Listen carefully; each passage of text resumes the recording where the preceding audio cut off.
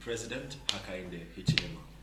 This is a special interview airing live on Hot FM, Kwitu FM, Capital FM, Mingotainment, including Hot TV on Facebook. I am your host, Gary Masano. Other radio stations across the country where we are broadcasting is Muchinga Radio, Liberty Radio in Mborokoso. We also have Serenje Radio, Tuta FM in Mansa. We have Mano FM in Kasama, iWave in Chingola.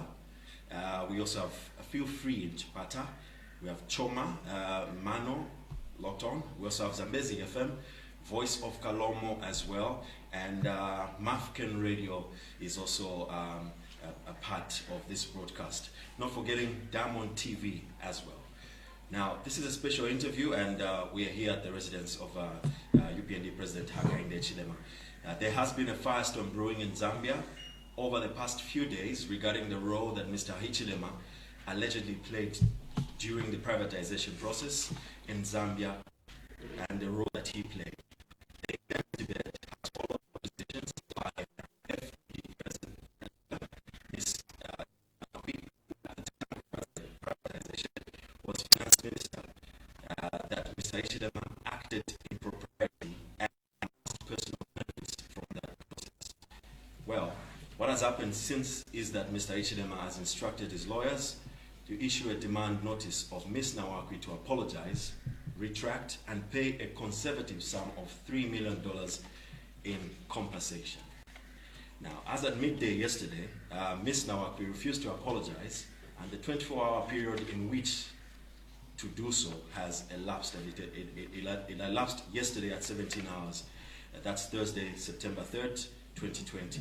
Now, we have designed this interview to offer an opportunity to Mr. Hichilema to provide answers to the many questions surrounding this issue, knowing fully that the matter is not yet before court. I think we need to stress that, very important.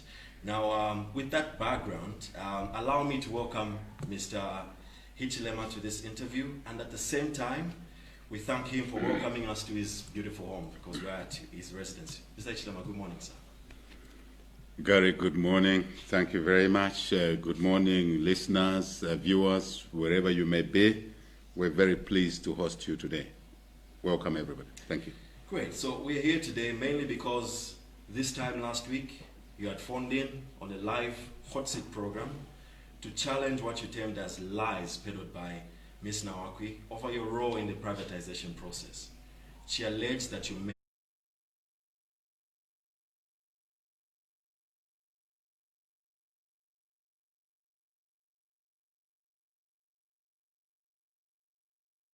your money through privatization. So the question will be, did you make your money through privatization? Well, Gary, it's very important that we clarify at some point who was responsible for the privatization program. I hope we will cover that. But to allege that I made money, whatever the definition of money is in the privatization program, because of the privatization program only, is far from the truth. Because even as you will see from this conversation, I started business at a very early age, 26 years old, and at the time the program came through, even before the program came through, I was able to buy a property, just as an example, a property in the name of Sevo Road, yes, at 61 million kwacha in 1995. Before I was involved in any transaction of any kind. So we already had resources, and we thank God for that, to be able to do that. So it's not true that we made our money through the privatization. We're business people. We started business area. So that was just a progression.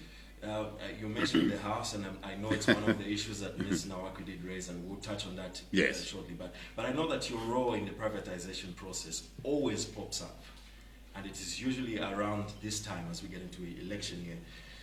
You tell us now, you as Hakainde Hichilema, did you participate in the privatization process? Were you in charge of this process? The answer is that I participated in the privatization program. I was not in charge of the privatization program. Who was in charge? It was the government of the day. Which was the government of the day? the MMD government, they were responsible for the privatization program. Police, in terms of policy, they were responsible. They set the privatization policy, not myself, because I was not part of the government. Legally, they were responsible because they set up the Privatization Act of 1992 as a government of the MMD under the late Chiluba, President Chiluba, may he so rest in peace. So they were responsible. And the overall structure, I think today is a day for us to explain these things so that those who may be unaware can understand. Those who may be mischievous, their mischief can be laid bare today. The MMD government took office 1991, 1992, they enacted the Privatization Act, legal position, which means Parliament of that time made a decision and gave the citizens of this country the law, Privatization Act.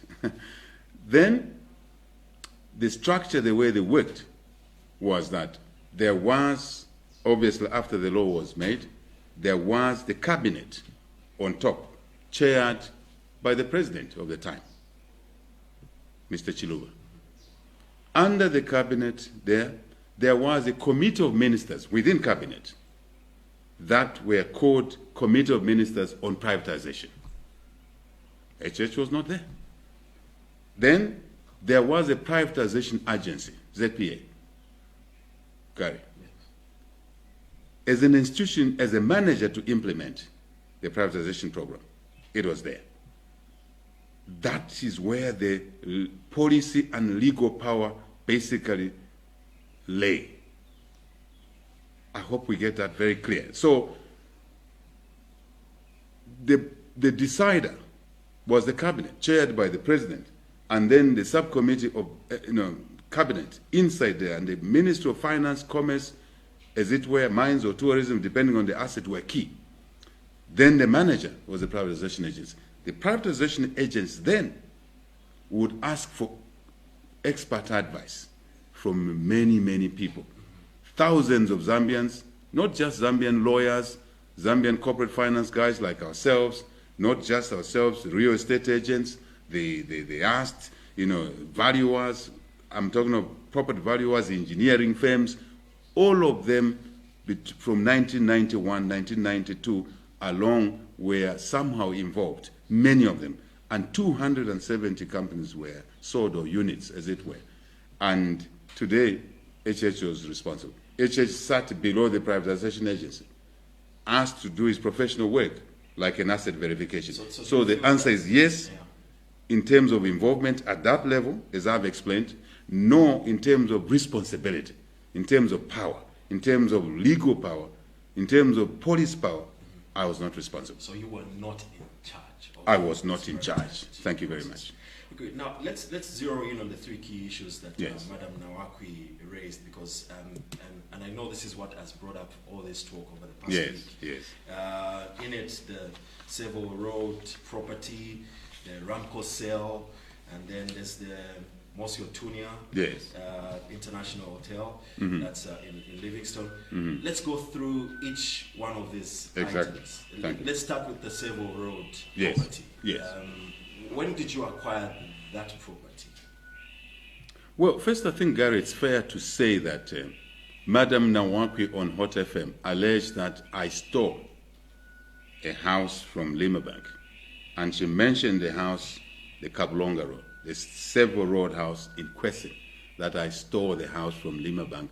I abused my role in the privatization program, got that house from Limabank, dubiously. She actually called me a crook.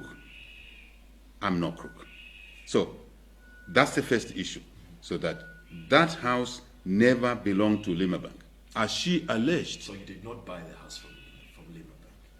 I bought the house, but not from Limabank. You can lead me on this one, or I can illustrate. Is there proof? Is there any documents to show that you did not acquire this property from Limabank? There is, yes. Okay, would you care to show us?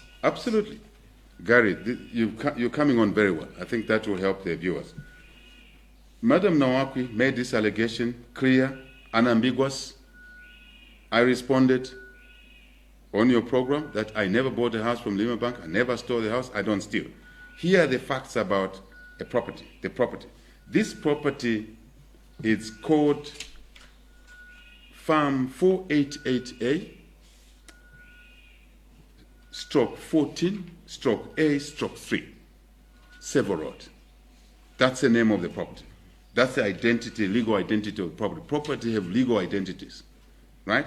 So, I bought this house from a company called TBZ, National Tobacco Company. So,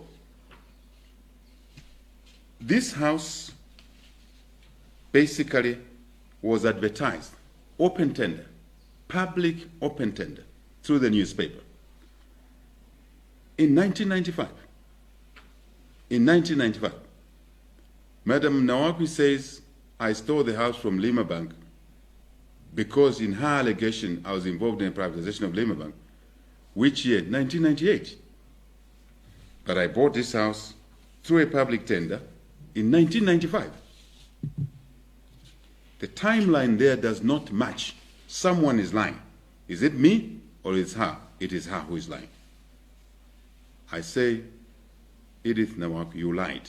I never bought the house from Lima Bank in 1998 or thereafter, but 1995. So let me just run you very quickly the timeline through the document. So there is a summary of the evidence of the house having been bought from TBZ, National Tobacco Company, and not from Lima Bank. Very, very quickly. So I responded to a newspaper advert in April 1995, right? Very important. And then after I responded, in fact, the newspaper was in May, advert. I responded within May 1995, and I was awarded a tender. I was the highest bidder, Gary, at 61 million kwacha. That's the point I made earlier on. Not involved in the privatization. I already, as a business person, was able to tender for this house at 61 million kwacha. Answers your earlier question. Did I make money from privatization? I was already able to buy. God was kind enough to us through our business. From the time we were 26, I was able to buy this house. So now, who advertised the house? A firm in Ndola called TP Chibwe. It's all here. I think I gave you copies of the document.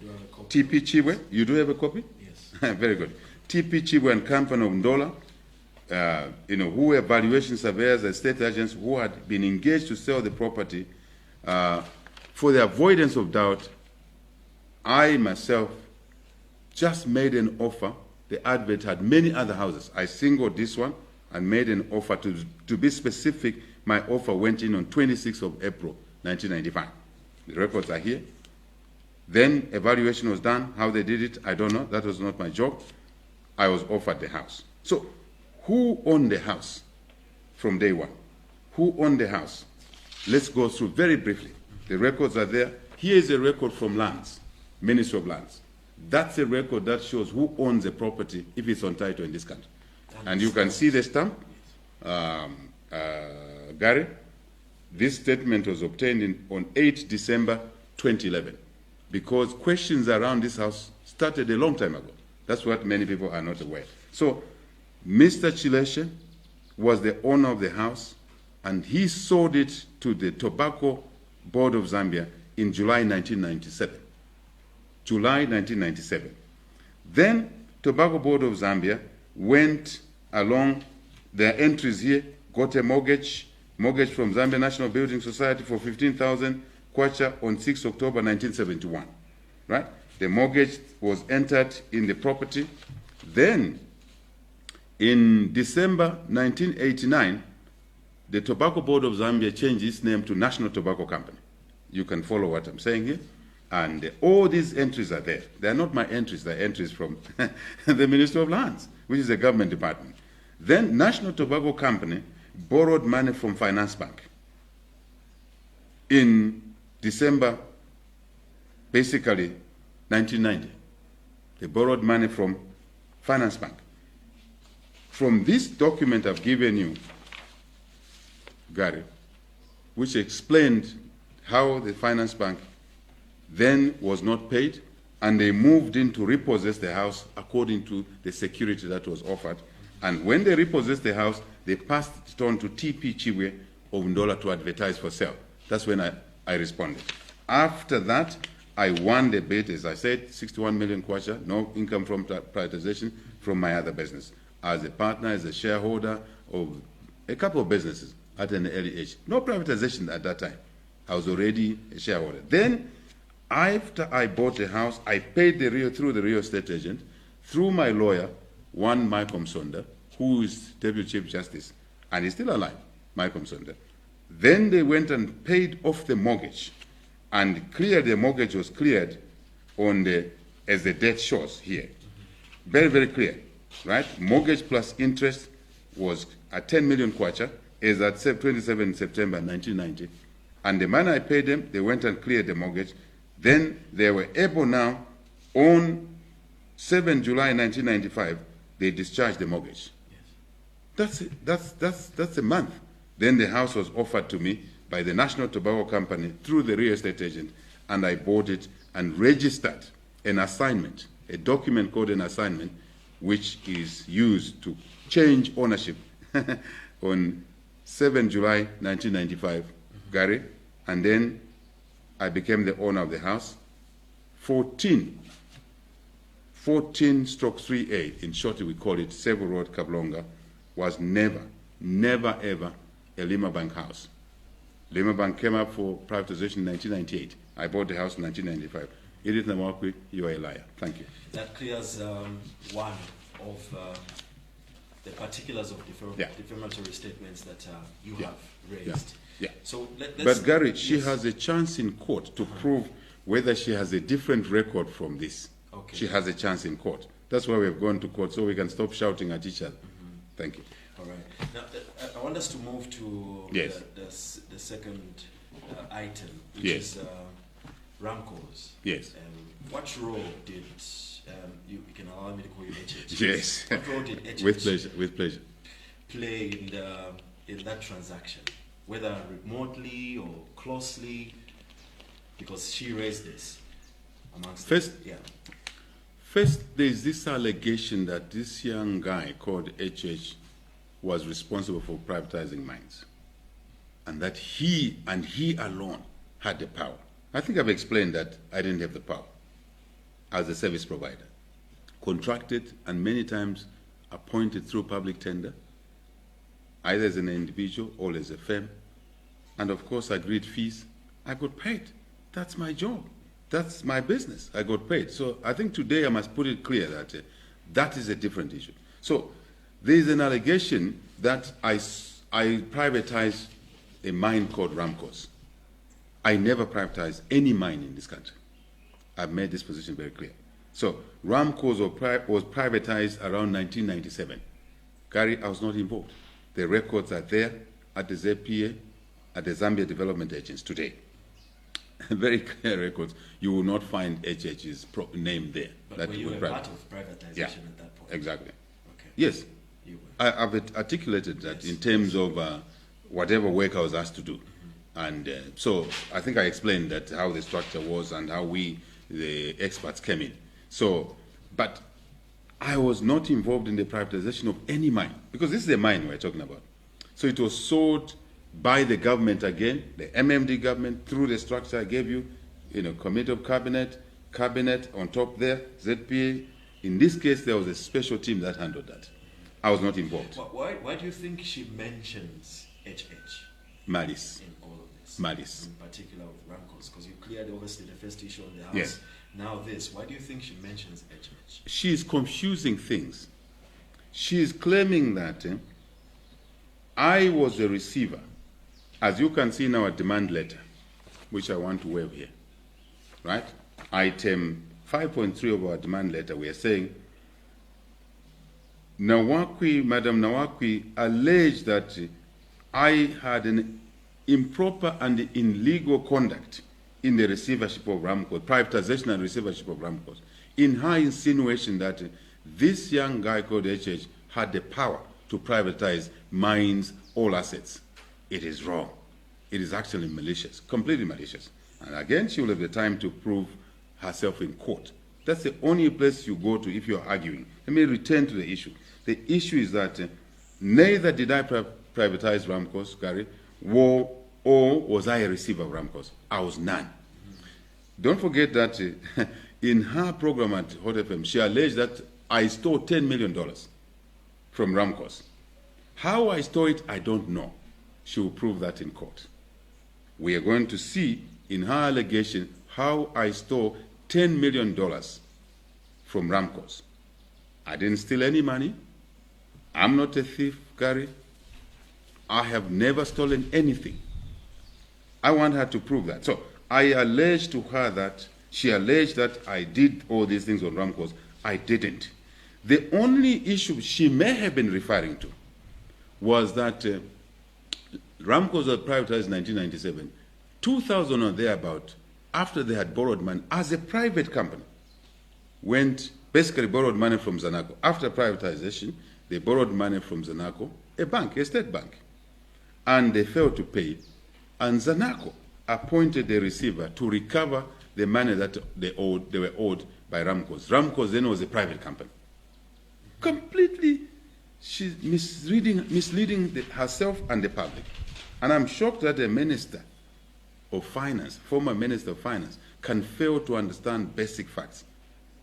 It boggles one's mind.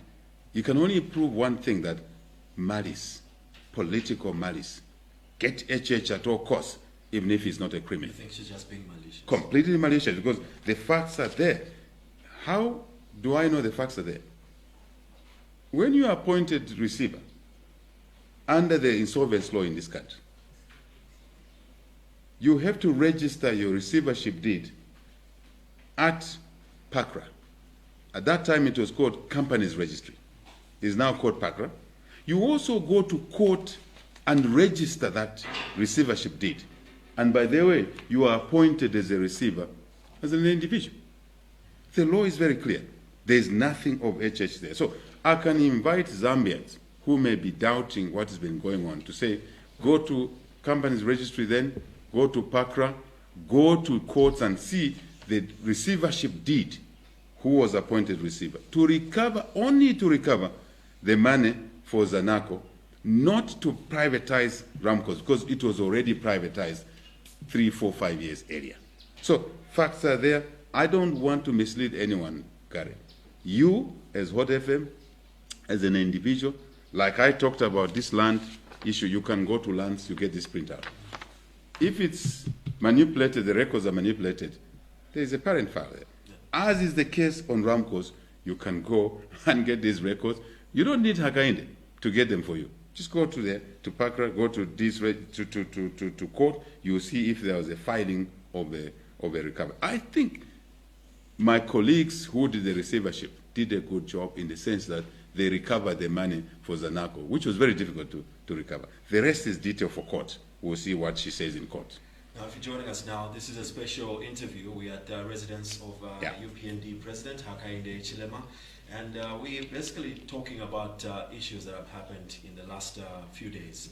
And we're just going step by step, breaking down some particulars of what HH terms as defamatory statements. Absolutely. And he's trying to clear that. So we're moving step by step. We touched on the Savo Road house and the sale of Ramcos. Absolutely. Now, the third of the issues that were raised by Madam Nawakwi is the Mosotunia Intercontinental. Yeah, the issue of your shares, that you sold your shares, the valuation and all that. I mean, just paint us a picture of what kind of facility this place is, and also what Madam Nawakwi, the concerns that she raised, or your role that you played. Gary, in the privatization process, if there's an asset that delivered more than expectations, it was that project in Livingstone. If there's one. If there are 3, 4, it's one of them. world-class asset, competitive product internationally, delivered meticulously in accordance to the objectives that were set in the privatization program. The policy of privatization set agendas, set objectives, what needed to be achieved. The law was there to allow it to happen. That asset was done to the best. If I was not Hakainde Hichilema, and I was not seeking public office, if I was not born in a particular area, I would be praised every day about the way that transaction was handled. That's the first thing I wanted to say. Right? Completely first class. In accordance to the set objectives of the privatization program, the broader program. There's an allegation that I was a shareholder. When the bids came through, they never came to me. When was they this? went to the ZPA. Is it true that the bid was in 1997? Hang on. Hang on. The bids under the program were received by ZPA. I've already articulated what ZPA was, the manager of the program, right? And the ZPA receives the bids and then decides who they think can help them to structure a transaction in accordance to the set objectives. That's the time ZPA would call people like ourselves. Not just me, there were other people called. I was not alone there. Now you can see the way things are happening, like, is this troublesome chap called HH? Is this chap seeking presidency? He's not allowed to be a president of this country. He must just sit. He must just be a citizen of Zambia. He must not talk. He must say nothing. I aspire to be president legally. So the bids went to ZPA, and the insinuation is that I then was a shareholder of Sun International, and when I was appointed to assist put this transaction together, I had a vested interest in Sun International, therefore awarded the asset to Sun International. The material question, did I have a shareholding in Sun, to be able to declare conflict of interest when I was asked to assist by the MMD government through the cabinet and the ZPA? The answer is no. I was never a shareholder. Again, it is easy. I decided on this one, Gary, that I will not fiddle with paperwork. I invite any citizen to go to the company's registry then, to go to PACRA now, and see if HH was a shareholder, because that's what Nawakwi, Iris Nawakwi, Madam Nawakwi, alleged, that I was a shareholder and therefore gave myself Sun International. She is wrong. I was not a shareholder. Did you at any point buy any of the assets that you undertook to evaluation? You are moving away from Sun now? No, because I'm trying to... All right. I hear you. Yeah. I just want to answer the question properly. Yes. I never. Okay. There is no asset that, in the context of the privatization program, that I bought from ZPA or from the government of the MMD. Never. The records are there. There was no asset that I bought from ZPA. The assets I have, like this house in Savo Road, I bought from owners who were not government, who were not ZPA, who were not Minister of Finance. Unlike some of the people alleging these things, who actually bought assets from the privatization, directly from government, I never bought any. I bought from private, entities. Mm-hmm. And so I never bought an asset from Musotinya. That time, along the way, up to now, zero. Never. Malozi will say, noto, zero. It's not there. So if it is there, I challenge anybody out there to go out and bring the records. Not there. I mean, there's an issue that has arisen from the statement that you made during an interview with an industry colleague, Shosta, where you imply that MMD ministers were sleeping for them to allow a young man at your age at that time to sell state assets. In what context was that statement? Gary, I'm very grateful you have asked that question. here's the context. My answer was a contextual answer. Because there's been a persistency over years, not just over the last 1 week or so. Let me just put it clear. From 2007, there's been persistency that this young guy called HH was responsible for the privatization program. I've already answered no, and I've answered several times that I wasn't, right? So this question comes on and on. You will see a number of tapes now. In 2014, 2015, I had an interview with movie television, Costa Manso, right? He asked me the same question. 2014, I explained that the program was an MMD program. I was not in charge of it. I was an expert. I gave an example of the work I was doing. But this thing keeps on coming. And my nature, Gary, is that I am not litigious. I don't like noises. And in this country, there's a perception that those who make noise are clever. Those who make noise are right. In both cases, it is not true that noisemakers are the most intelligent. And we have made a mistake in our country to reward noisemakers. We must reward substance, facts, diligence, hard work. And that's what we are over the years from a young age. So I have never wanted to reach this level. I just used to explain and explain, Gary. But it seems this matter keeps on coming. And then on this interview, the same question was asked. I said, but I was not the one with the power. The power of public assets are held by and large by the Minister of Finance on behalf of the government, on behalf of the citizens of Zambia. So I said, if people keep on saying that I saw the mines, I was responsible for privatization, I made all these decisions when they were made by cabinet, and the committee of cabinet, reporting to cabinet, and obviously the agents, privatization agents. How is it that people persist to say that? Malice. So I said, look, where were you when I was selling these assets? Because I had no power. Basically, you're saying HH was smart. Well, to have managed to do it at that tender age. They're interpreting.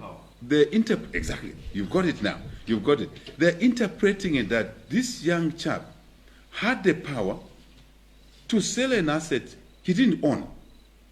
So how is it possible that I could then just overrule, just undo cabinet, committee of cabinet, ZPA, undo parliament? Because remember, all these things will end up in parliament. And there have been many parliamentary reports, by the way, and reviews. How is it that this HH, this mysterious HH, had mystical powers to be able to sell these assets, and those who had the legal right and the legal and moral responsibility were watching?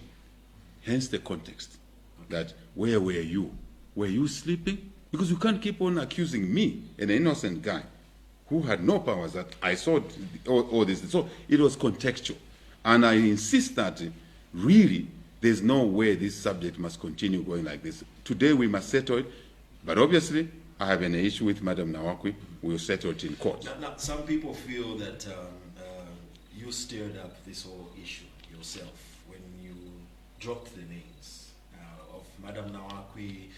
You also mentioned Mr. Chikwanda and a few other people in them. And why did you do that? I didn't steer any name. It was not the intention of picking out Madam Nawakwi.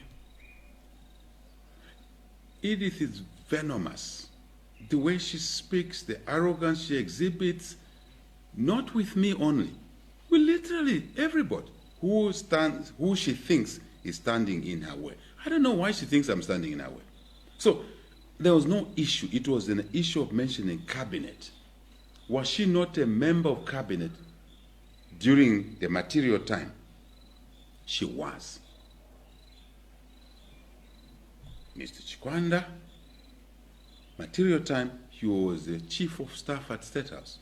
Remember, cabinet decided following these levels, and the president sits in cabinet as chairman, Mr. Chiluba, may so rest in peace, and the advisors in State House, economic chief, they are all part of the process. They work for government because they are in the presidency. That was a reference, not to single out an individual for malice, as Madam Nawakwi is malicious by and large. That's her character. But God made her. We accept her as such. But I have a different character. I'm a different character. I'm also a creation of God. We coexist, right? So that is the issue in point now. I would have mentioned anyone else that it could have been this minister, mind you, as Hakainde. As Hakainde. I had and I continue to have great respect for a son of Zambia called Ronald Damson Siame Penza. Great respect for that man. We miss him. He was a wonderful Minister of Finance. After 1991, the economy had collapsed. Ronald did a lot, RDS we called him, to restructure, to try and realign this country. But unfortunately, we lost him. I could have mentioned him. I was a great admirer of Ronald Pence. I could have mentioned for him. I could have mentioned him. The fact that I didn't mention him didn't mean that there was a particular reason I mentioned Nawakwi. So, because she was a minister, and Minister of Finance, for that matter, I could have mentioned other ministers. It was just an example. And if I had more time, I could have mentioned others. But the principle remains that I was referring to people who had the legal right, who had the executive responsibility, because they were the party in office. As it were, let me extend this point, Gary. Later on, after the initial MMD cabinet and the transactions, sales that took place were over, later on, under the late Mwanawasa, there was a sale of Zanaco. I could have mentioned that.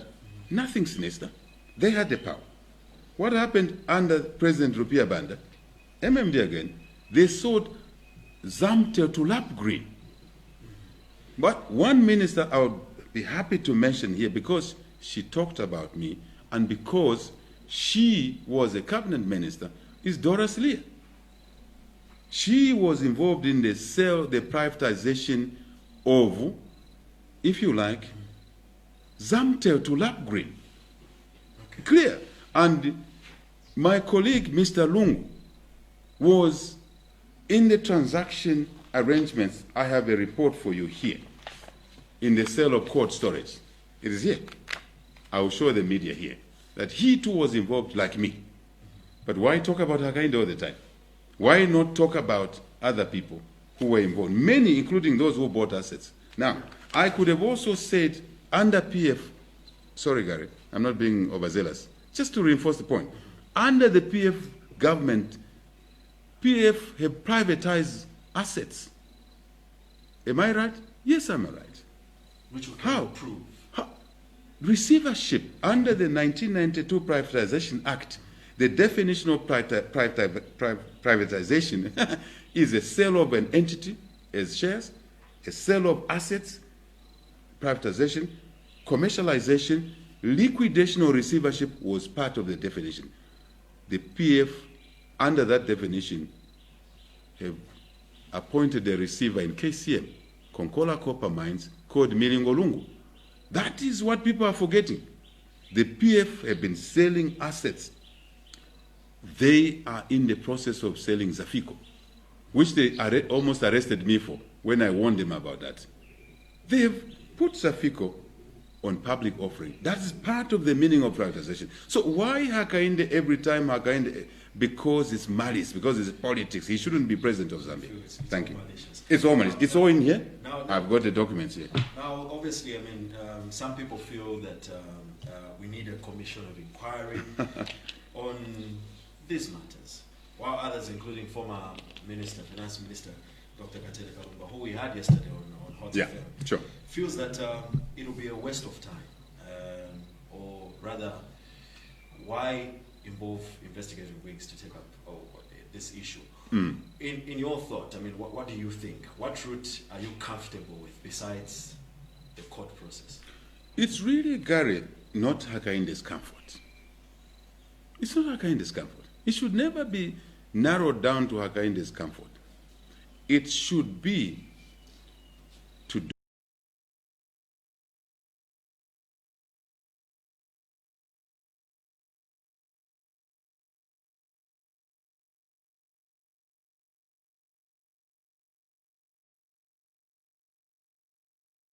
do what is right, if it's justified, if it helps bring facts to the table, because facts is what we need, not innuendos, not Madam Nawakwi's venom, anger, insults. I've never insulted her, but she alleges so many things that if I start talking about the things she alleged at that Hot FM program, it will take 4 hours for me to respond to each item, bullying me, alleging. It doesn't bother me. I understand what she's trying to do. She's roosting for PF. She's a surrogate of PF. I understand that. But she belongs there. But she must have no issue with me as well. Now, honestly speaking, I have no issue. I don't mind. She alleged that, I should have been president 10 years ago. She's been seeking the presidency of Zambia since 1989. Why has she not been president? Do I care? I don't care. But here's the issue. Is it valuable? Yes. Should we spend time exactly on this issue? Exactly. Do we deal with it in court? Exactly. Or do we have the resources? Yes. What value is it going to add? Has it been done before? My answer, part of the answers to these questions, Gary, is that under the President Mwanawasa, late Mwanawasa, there was a thorough investigation of the privatization program. Very, very thorough. And it brought out issues.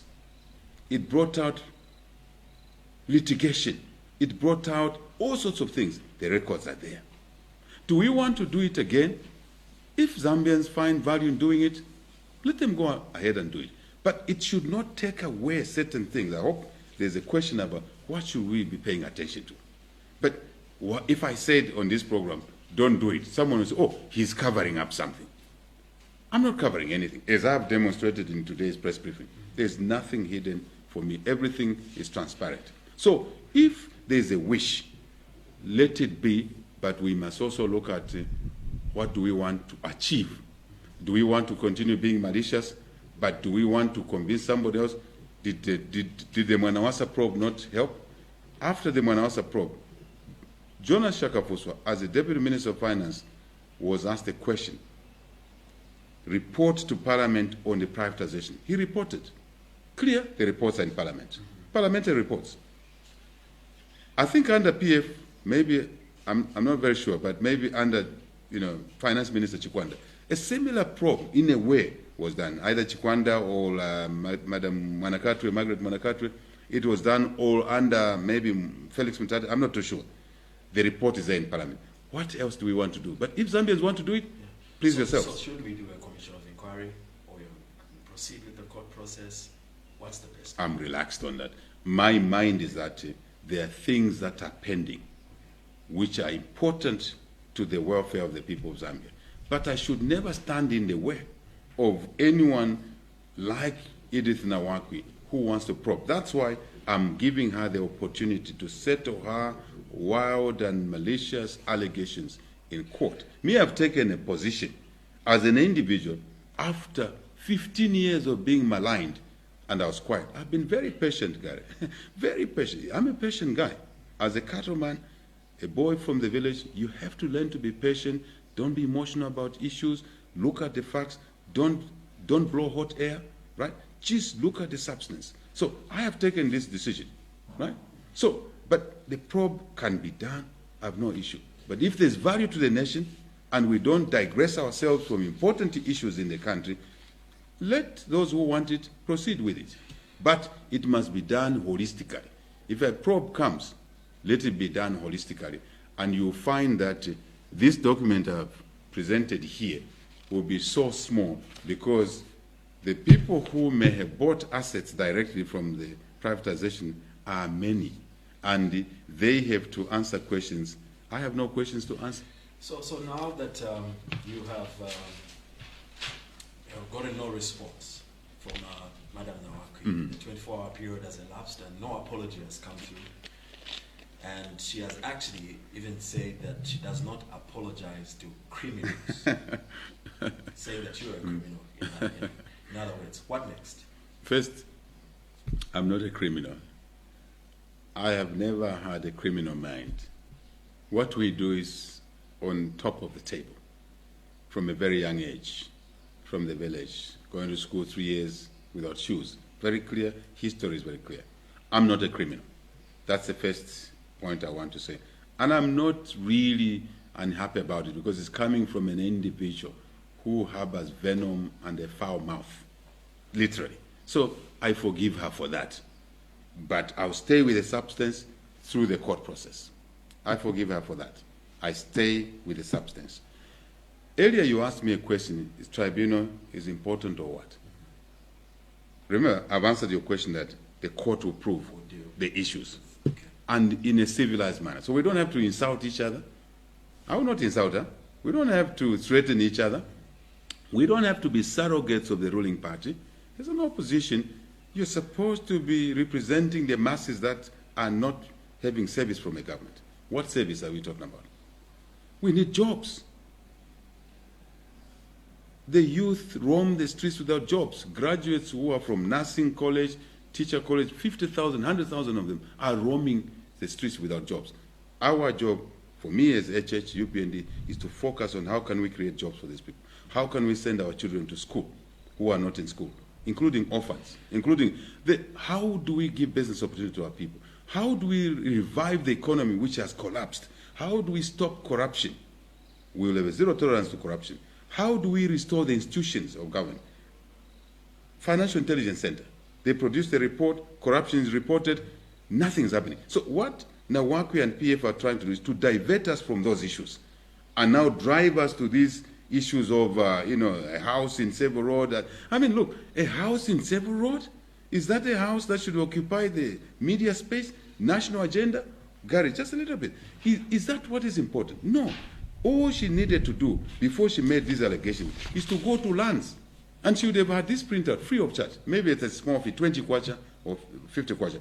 And she would have not gone the way she's gone with the phenomenon. So I am saying we have misplaced priorities in this country.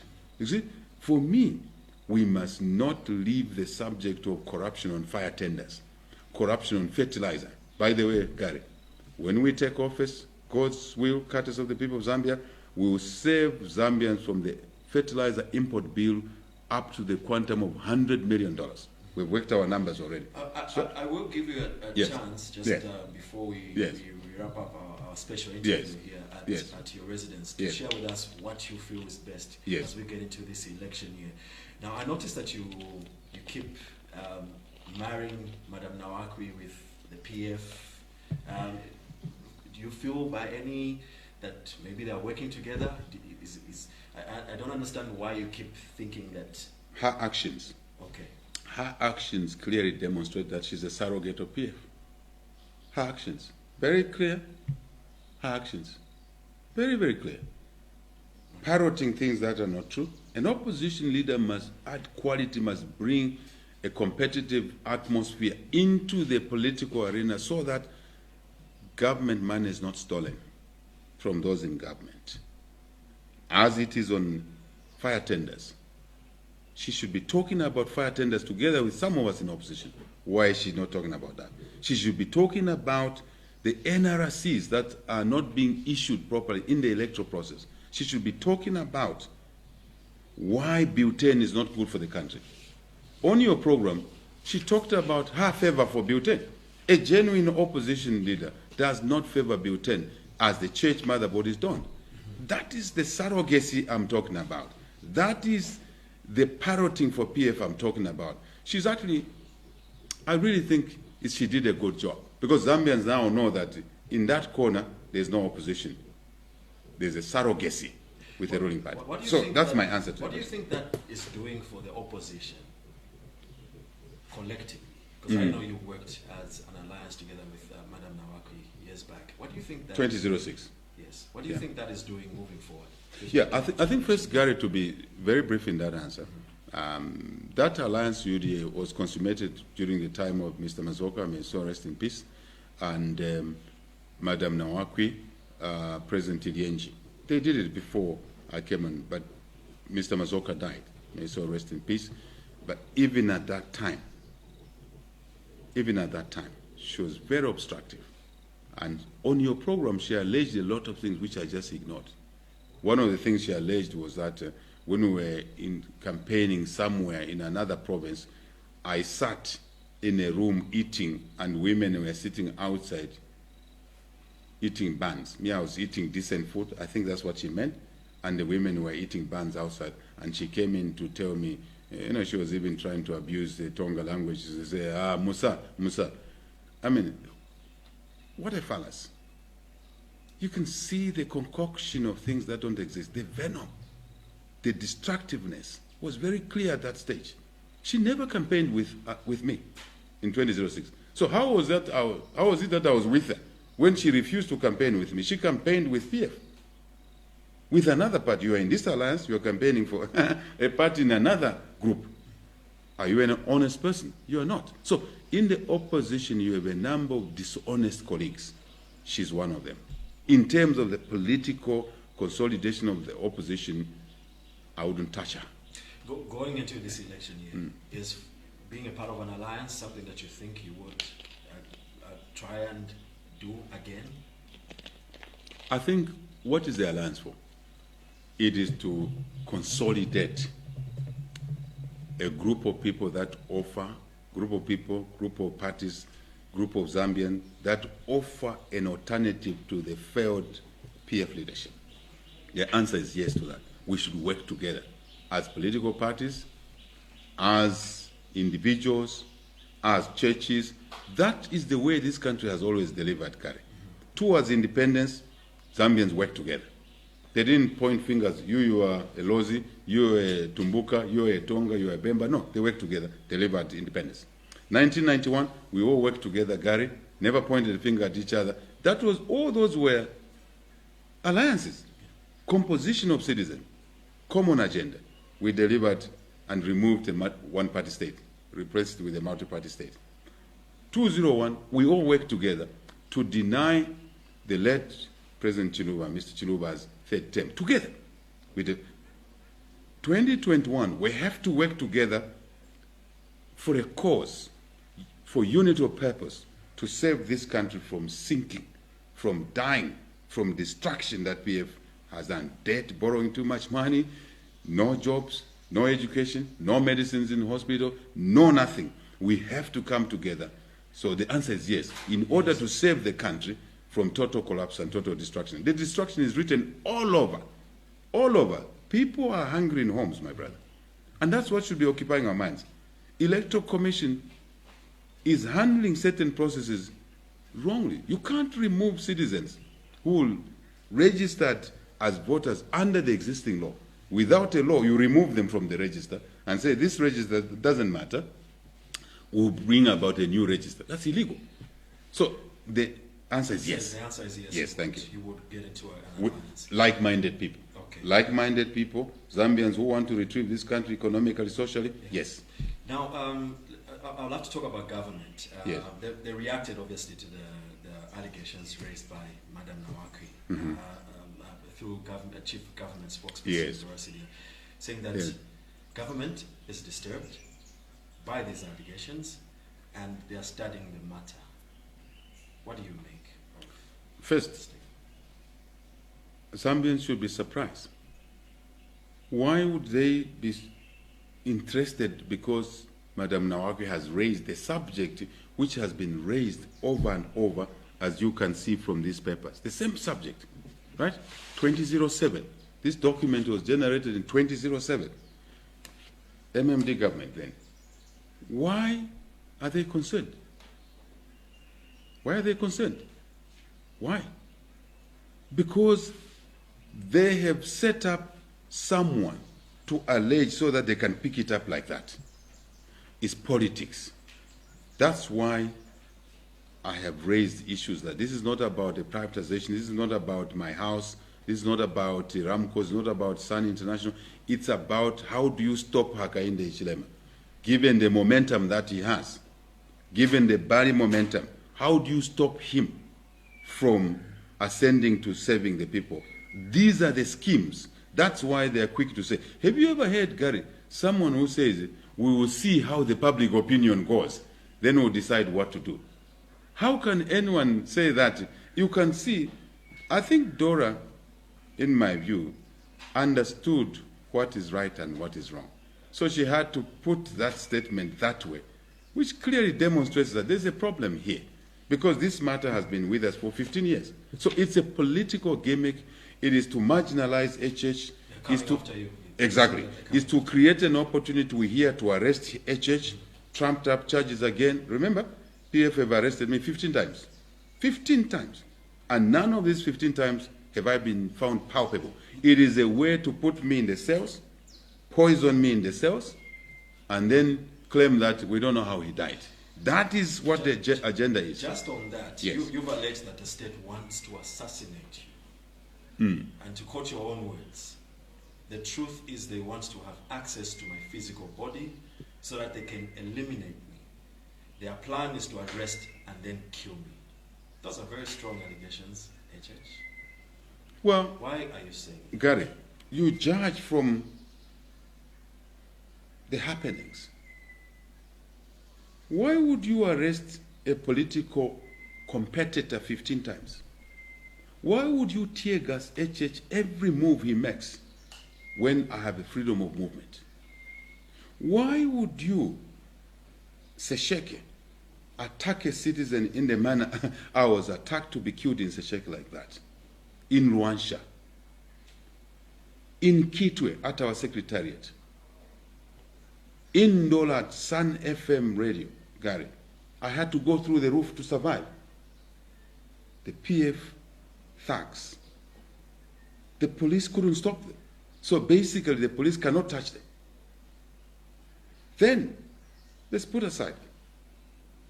If you follow my colleague, Mr. Lungu, several times he has said that he will not allow HH to ascend to the presidency.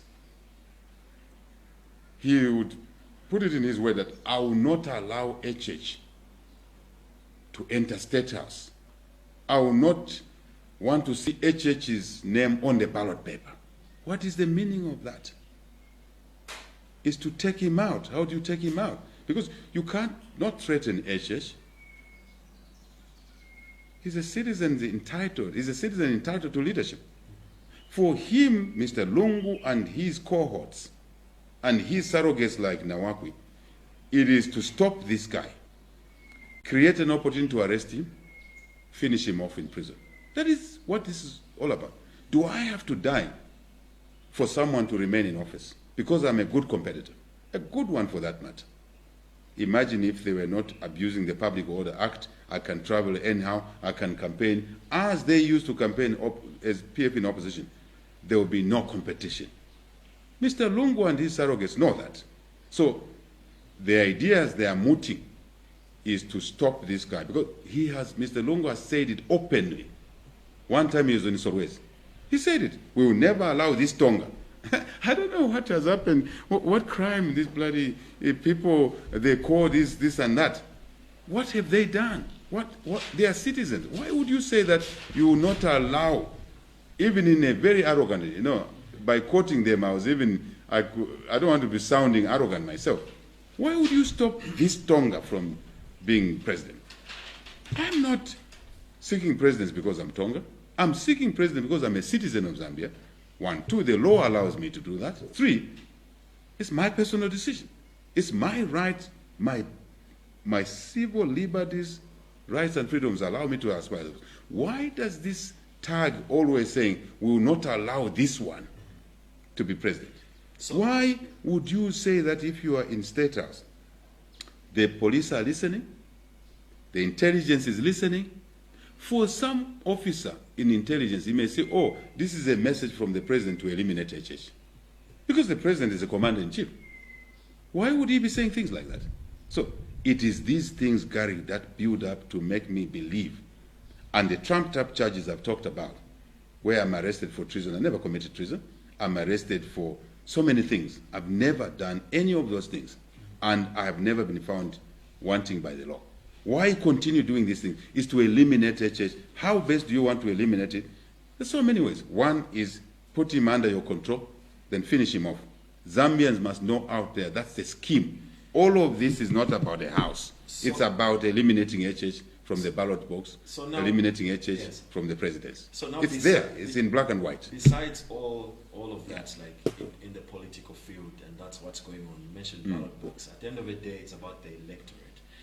And I think it's important for them to know who is the man that they want to put in office to preside over state resources. So who is this man? Well, who is HH? Gary, first, I think as I answer your question, no one decides who becomes president. No one. I thought the voter, me as an individual. No, I'm coming. No one as an individual decides. Not Mr. Lungu, despite him thinking that because he's in that office, now he has the power to decide who becomes president, who doesn't. That's mischief, complete mischief. That is abuse of the power given to you by the people, the 17 million people of Zambia, citizens. They are the only ones who should decide. That's my answer. And it is them who should decide through a free and fair election. Starting with issuance of NRCs. Why are NRCs not being issued in some regions of Zambia? Delaying them. Kampiongo just, Minister of Home Affairs, Mr. Kampiongo just announced that there will be a delay in starting with other 5 provinces. How would you describe that, sir? They should have started issuing NRCs because it's a constitutional right of any citizen to get an NRC when you're 16. So every citizen. So why choose 5 provinces now, other provinces later? Discrimination, abuse, disenfranchising people. Then you are delaying it. Then you want to open the voter registration, Gary, in October for 1 month. This is September 4. Today is September 4. When are you going to issue NRCs in other provinces? I think the time period is not enough. No, that's not the issue. Because the law says NRCs must be issued to every citizen, wherever they are, whether they're in Western Province or Lusaka or Copper Belt, they must be issued. So why is this PF regime selecting only certain regions? Is to rig elections. That's the point I'm making. So we need a free and fair elections. So we don't want a new register per se. The old register must continue. Then additional people must be registered. Then you have a consolidation, clean up the register based on the law that I am a registered voter. Gary, you are a registered voter, I hope. Yes, I am. Why should you be removed from the register? Because you registered under the law. The idea to remove you by wiping out the current voter register is to manipulate the voter register to favor PF. We see you. Zambians see you. We will not allow that. HH is a citizen of Zambia. That was your question. Who is seeking public office, grew up in the village, worked very hard, very clear. As I've demonstrated, I was able to pay 61 million kwacha in April before I got involved in privatization. As people like to say, he made his money in the privatization. It's not true. Otherwise, where did I get this money? If they allege that I bought Sun, which I didn't, if I had bought Sun, it would have meant that I had money before the transaction. Common sense. One doesn't have to have gone to study rocket science. So I'm just a simple, humble citizen. A lot of things Gary has said about me. If the rains are late, it's HH. You want to do a transaction in Lower Zambezi National Park, it's HH who sold the national park. How is it that HH can sell the Lower Zambezi National Park when he's not legally responsible? Lies and lies and lies. Political marginalization. That's what it is. So I'm just a guy who has worked for myself first, for my children, for the extended family, and God has been kind to us. I must admit, He's allowed us to have some success. But now is the time for us to use that experience, that discipline, that commitment to work, hard work, work, and more work, and translate that, zero tolerance to corruption, zero corruption, translate that to managing the country's resources better. Rich country, citizens are poor because of bad leadership, no vision. Even the Bible says, where there's no vision, people perish. That's what you see in the PF now. And there's no qualms about it. So, so this is what we want to do for this country so that we can better the lives of the children who need to go to school. They must go to school. Those who need jobs, they must have jobs. Those who need businesses, they must have businesses. How can you have a country where land is going to foreigners and citizens have no land? You even start accusing citizens who are producing food for other citizens to eat. You accuse them of things that are horrible. There's something wrong in that mind frame, in that thinking. It's colossal, negativity. We must come out of it. HH wants to bring an open society, reunite the country, Gary, which is divided. The UPND cabinet table will have cabinet ministers from all the 10 provinces of Zambia because they are all qualified. We want to bring back a professional civil service. We want to give job security to those in the public sector so that you are not removed on allegation of national interest. Whose national interest? Mr. Lungu's national interest and a few people. Nawakwi's national interest. Nawakwi and Mr. Lungu doesn't constitute national interest. So a police commissioner will have job security. They will operate independently. The head of the army, the head of the intelligence, the head of all these organizations, FIC, DEC, the head of Auditor General, they will have job security.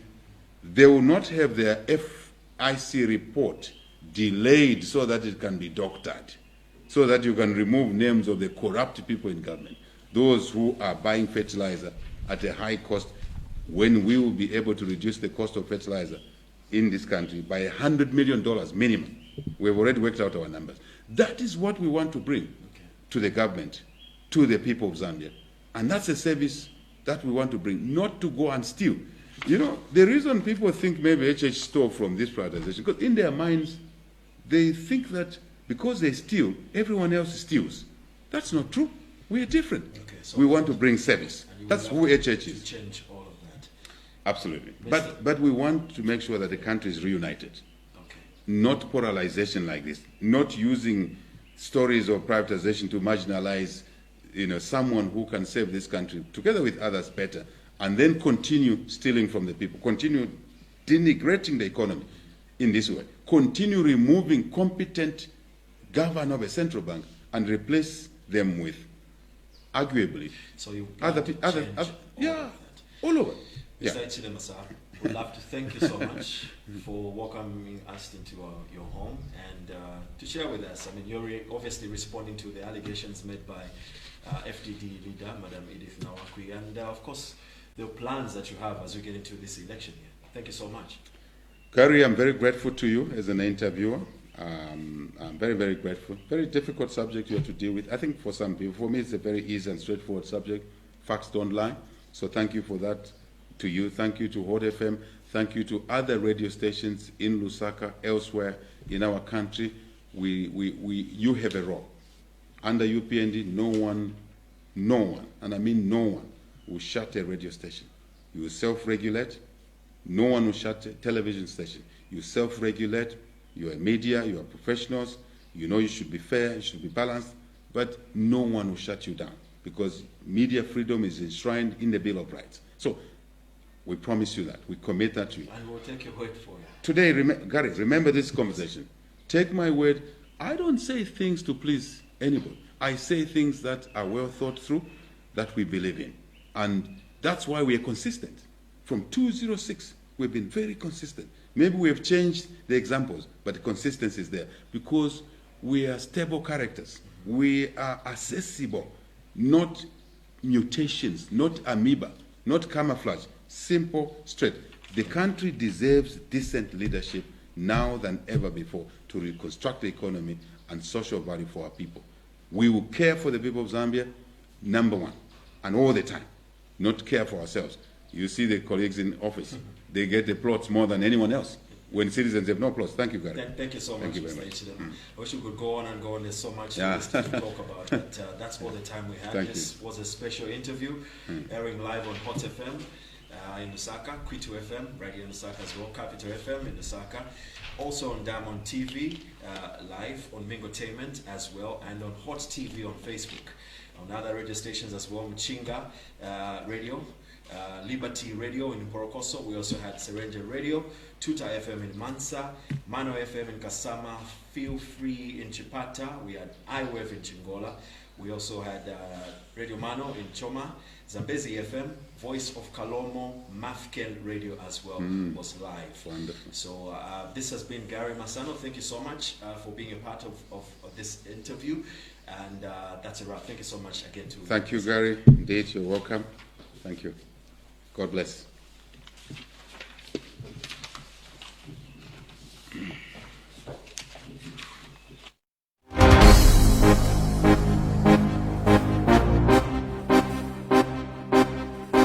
This was News on the Go, only on Diamond TV, television reinvented.